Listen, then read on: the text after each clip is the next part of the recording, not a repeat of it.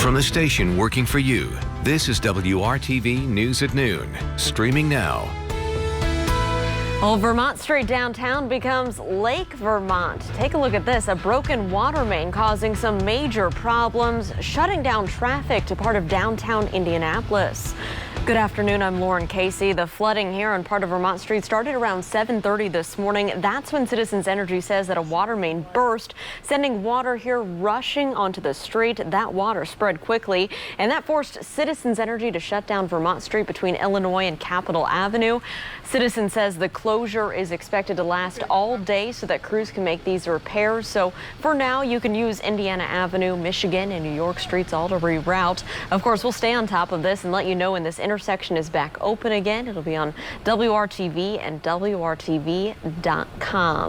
As you are heading out the door this midday, we got to check in with Todd Clausen and our forecast as we start a brand new work week. Todd, I haven't been outside since early this morning, but I hear it's really nice out. You know, beautiful temperature-wise out there, Lauren. We're in the 60s and 70s now. The humidity is low and skies are mostly sunny. Now, it's not that bright blue sky that you would normally expect, and that's because of some of the smoke from the wildfires actually off to the west. It's not supposed to be thick enough, though, to impact air quality here in central Indiana. That's the good news. 66 right now in Tipton, 70 in Indy, 74 in Bloomington. But normally, if we had low humidity and all the sunshine that we have now, this would be a bright blue sky that you're looking at, and you can see it's not the case. It kind of looks like a high, thin, overcast sky, and again, that's from the smoke that's drifting in off from the west as the weather pattern kind of changed a little bit over the course of the weekend. We'll expand out, and you see, though, there's no storms or precipitation across the Midwest. There's the storm down in the Gulf. This is Sally, expected to strengthen throughout the day today and make landfall as a Category 1 storm, but here in central Indiana, temperatures will be in the upper 70s, low humidity, a nice afternoon. Again, just not that bright blue sky with that smoke drifting through. Tomorrow's another great day, and then some changes for the middle of the week. More on that coming up in just a few minutes. All right, Todd, thank you. So Metro Police continue to investigate a violent weekend here. At least 16 people were shot across the city between Friday night and early this morning. The shootings include a homicide that happened late last night on the south side of Indianapolis. That happened around 11:30 at a home at the intersection of Madison Avenue and East Raymond Street. Police say the victim was pronounced dead at the scene, and so far they have not released any suspect information. Well, it could be a major change in how policies governing the Metro Police are created. The City County Council is scheduled to vote tonight on a change to the Police Department's General Orders Committee. Right now, that committee is made up of 3 people with close ties to police. 2 are appointed by the police chief, while the 3rd is named by the Police Officers Union. The proposal from council members Keith Potts and Krista Carlino would add 4 civilians to that board. Supporters say it would give more civilian oversight to police at a time of increased scrutiny of police brutality. The council holds its regular meeting at 7 o'clock tonight. New COVID-19 numbers are out from the state health department. Those numbers showing a decline that's become typical during the slowdown of reporting and testing over the weekend. The state reported 755 new cases along with 2 additional deaths. In some good news, the positivity rate continues to go down gradually. The 7-day average statewide is now at 4.9%. We could find out soon whether IU and Purdue will play football after all this year. There are some reports that the Big Ten university presidents will vote today on whether to start the college football season as early as mid-October. The group met twice over the weekend, and on Sunday they were given a detailed medical plan that supporters say would allow them to return to the field. Last month, Big Ten presidents voted 11-3 to postpone all fall sports because of the pandemic. But there's been intense pressure from schools like Ohio State that expected to compete for a national title to play again. If another vote is taken, 9 of the 14 Big Ten presidents would have to approve the restart for it to take effect. Some tough news now for Colts fans. Not only did the team lose their season opener down in Jacksonville on Sunday, they appear to have lost their top running back for the rest of the season. ESPN is reporting that MARLON MACK suffered a torn Achilles tendon during Sunday's game and that he'll be out for the rest of the year. MACK suffered the injury after catching a pass in the second quarter. MACK rushed for over 1,000 yards last season and was expected to be a key player for the Colts offense. Coach Frank Reich is expected to have more to say about MACK's injury later this afternoon. September is National Suicide Prevention Month, and some students are spreading a message of hope and life through song. Our Troy Washington shares the meaning behind this musical production. This musical has been in the making for a while. The kids, they wrote the production, they've been performing, they've been rehearsing the production, actually since March of this year. It's been a process to bring this very special production to life. One of the things that we learned as the kids worked with the psychologists that we brought in, this started, like in November of last year. And so we brought in psychologists to just talk to the kids about what's really going on. And much of it is just that people aren't talking about it, that it's that hush, hush, hush. Through the musical, it's all about putting a spotlight on suicide awareness and saving lives. The name of our musical production is 1 in 5. That's the actual number of youth that contemplate or attempt suicide in Indiana, 1 in 5. Today, the group of 6th to 12th graders from the Performing Arts Conservatory filmed their production. It's a hush, hush topic, and we don't want it to be that way. We need everyone to know it's okay and it's safe to go to someone who cares about you and who wants to see you safe and live a healthy life. The play itself is an original with a gripping life-saving twist at the end. You have reached the National Suicide Prevention Lifeline, also servicing the Veterans Service Line. If you are in emotional distress or suicidal crisis or are concerned about someone who might be, we are here to help. All for the grand finale of sending a strong message to anyone who watches. We're really excited to be able to put a message out, hopefully, that will help people, particularly teenagers in the Indianapolis and Indiana metro area to feel safe, to know that there's hope, and that the pain really will end. Working for you, Troy Washington, WRTV. Troy, thank you. Now, if you or someone you know is struggling right now, we do have resources on our website, WRTV.com. You can also always call the National Suicide Prevention Lifeline at any time. That number is 1-800-273-8255. President Trump says he did all he could once the coronavirus hit. He's also being criticized over another large in-person campaign rally. We'll have that, plus the new high-profile events for both presidential candidates. It's all coming up in our Democracy 2020 coverage. Todd.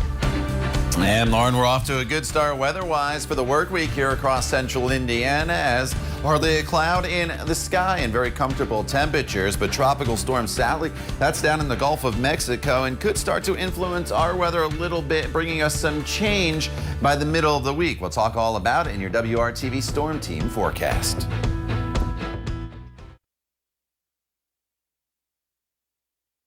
Democracy 2020 now. President Trump defends his record on COVID-19, even as he held a rally in Nevada that defied that state's health guidelines. Both he and his opponent, Joe Biden, are also getting ready for a televised town hall event this week. ABC's Alex Perche has more. Today, President Trump is headed to California for a briefing on the wildfires raging on the West Coast. As another crisis, the coronavirus is taking center stage in his campaign. More scrutiny of the president's recorded interviews with the Washington Post's Bob Woodward over his handling of the pandemic, including an August 14th call described in this 60 Minutes interview. Nothing more could have been done. Nothing more could have been done. Nothing more could have been done. Does he remember what he told me back in February about it's more deadly than the flu? I mean, it almost took my breath away. President Trump's critics pointing to his rally in Nevada just yesterday. Thousands packed indoors with few wearing masks. The president breaking the battleground state's own COVID-19 restrictions, limiting gatherings to 50 people. Its Democratic governor calling it reckless and selfish and threatening to fine the company hosting the event. If the governor comes after you, which he shouldn't be doing, I'll be with you all the way. Don't worry about it then. The president's comments come as more than 194,000 Americans have now died from COVID-19, the virus claiming nearly 1,000 lives a day. The Biden campaign pouncing, writing in a statement, every rally turned super spreader event is another reminder to Americans that Trump still refuses to take this pandemic seriously and still doesn't have a plan to stop it. And now, Politico reporting Trump administration officials tried to interfere with the CDC reports on COVID-19 as they push for the CDC to better align with President Trump's optimistic claims of the virus. A new ABC News Ipsos poll finds that 67% of Americans believe the president responded too slowly to the coronavirus, with 68% saying they trust what he says about the pandemic either not so much or not at all. The president will no doubt face more questions on the pandemic during a town hall of undecided voters with ABC's chief anchor George Stephanopoulos in Pennsylvania tomorrow. Joe Biden has a similar event scheduled Thursday. Alex Perche, ABC News, Washington. One of the most active tropical seasons on record continues next. How states along the Gulf of Mexico are bracing for yet another storm, even as the cleanup from the previous hurricanes continue. Now let's take a live look outside here at our weather. You can see blue skies out ahead. Todd Costin says it's a great day to get outside for your lunch hour. We'll have more on his forecast for the rest of the afternoon, plus a look ahead at your work week. That's all coming up when the News at Noon continues right here on WRTV.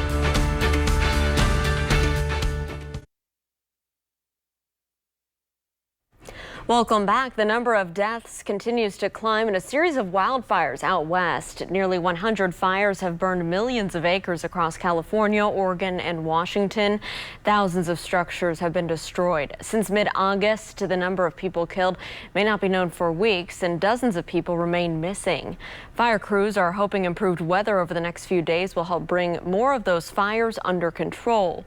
But now, from one extreme to the other, the Gulf Coast is getting ready to hunker down once again as yet another tropical weather system heads their way in what's been a really active hurricane season. ABC's Elwin Lopez has more now from New Orleans.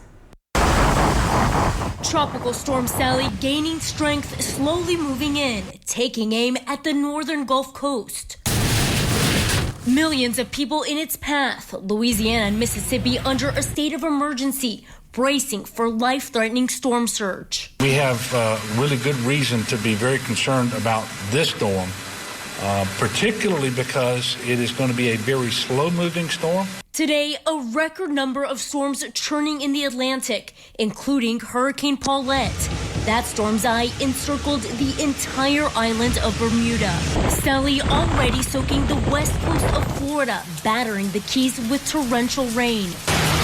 A small glimpse of what she could bring to a region still reeling from Hurricane Laura's deadly impact. This storm's path similar to that of Hurricane Katrina 15 years ago. I mean, after Katrina, anything around here and anything on the water, you're going to take serious. You know, you can't take anything lightly. If Sally makes landfall here in Louisiana, it will be the fourth in just 3 weeks. Elwin Lopez, ABC News, New Orleans. And we know first responders from right here in central Indiana are among those heading back down to the Gulf Coast. Nearly 36 members of Indiana Task Force 1 left for Baton Rouge, Louisiana last night. The members represent 14 fire departments, 1 police department, and it includes 5 civilians. They will help with relief efforts related to Tropical Storm Sally. And it takes, in less than 2 weeks ago, the Task Force 1 members, they just returned home from a deployment to Louisiana to help out with Hurricane Laura. So Todd, back here at home, though, we have pretty nice weather as we kick off our Monday and a brand new work week. But what can people expect as we head into this new work week? Are we going to see any effects from those storms? You know, by the time we get to Wednesday and Thursday, we could have some indirect effects from the storm, and it'll depend on the track. There's a cold front that's heading our way at the same time. So the combination of the two may be able to squeeze out actually some needed rainfall, and the timing would be good for us because it would be in the middle of the week, and by the weekend, we'll be right back into the sunshine. I'll show you the 7-day planning forecast in just a few minutes. Your view today, it's not that bright blue sky, and if you were with us earlier, with the weather pattern changing in the jet stream changing. It's bringing some of the smoke from the wildfires out west here into central Indiana, because normally on a 70-degree day with humidity at 63% and not a cloud in the sky, it'd be that bright blue sky. Just not the case here today. It kind of looks like haze, and again, that is the smoke. It is not bad enough though here in central Indiana though for any air quality alerts or warnings as of right now. 68 in Tipton, 69 in Lafayette, 70 in Indy, 71 is the current temperature in Bedford. It's very, very comfortable, and as we go throughout the remainder of the afternoon, temperatures will be climbing into the mid to upper 70s. Our normal high this time of year is 79, so we're right on par for that as far as the temperatures go. And then this evening, if you have plans, you're in good shape as well. Here's your satellite radar picture, and there's not a whole lot to show you locally, to be honest. We'll expand out, and you notice some clouds in Michigan and back across parts of Wisconsin, but really that is just about it. And so high pressure is firmly in control, not only today, but in the coming days. And that's what's going to give us this nice stretch of weather. Sunset, though, this evening is at 7:54. And you notice once the sun does set, temperatures will cool off back down into the 60s by 9 p.m. And then look where temperatures are when you wake up tomorrow morning. Some 40s, definitely a possibility tomorrow morning in some of the outlying areas, about 52 in Indy, 51 in Columbus. So it's going to be a cool start to your Tuesday, but it's just going to be just as warm in the afternoon hours as high temperatures will get back into the upper 70s to right around 80 degrees. So it's going to be a very comfortable day for us before some changes start to arrive in the forecast as we get into the day on Wednesday. Now, we talked about earlier how it's a very active hurricane season. Right now, there are 5 named storms. The 2 we are paying the most closest attention to, Paulette, which impacted Bermuda, and of course Sally, that's down there in the Gulf of Mexico. Number 3 there is going to curve out to sea, and the other ones we don't have to worry about for a long time going forward because they're way out in the Atlantic, close to Africa. Once that front goes through, some spotty showers Wednesday and Thursday. Look at those temperatures on Saturday and Sunday morning in the mid 40s with highs right around 70 degrees. The good news is plenty of sunshine, so we could get some rainfall in here Wednesday into Thursday. It would actually be needed. We're running almost 1.5 inches below normal, at least in the city, Lauren, and things are very, very dry, so if we could get that rain in here midweek, and then by the weekend we're back into the sunshine, I think we'll be a-okay. All right, Don, I know we can use the rain. Thank you so much. So it may look like someone is trying to share pictures with you, but that email is probably just someone trying to hack you. Tim Maniscalco with the Better Business Bureau has more on what you need to watch out for. This is for anyone who has a Google account. There's an email going around where they are supposedly sharing photos with you. The email says no reply photos at google.com. What this is this is just a way to try to steal your Google account information. So when you click on it and click on the link, it's going to ask you to put in your username and your password. There aren't going to be any photos out there. They're just trying to steal your user information at this point. So don't fall for that. Always check the URL and don't fall for links from unsolicited people, particularly if they're asking you for any account information, passwords, usernames, those types of things. But this is a popular one that's going around. They say that they're sharing photos with you. It's reply-photo albums at google.com. Don't fall for it. Don't click on the link. Don't give them your username or your password. All right, Tim, thank you so much. You can find out more about this scam and others by going online to bbb.org. Still ahead here on the News at Noon, some candy fans are not happy. We'll show you which treat they will not only be going without this Halloween, but they're not going to have it for months. We'll have that story plus more on your forecast. You're watching WRTV. Stay with us.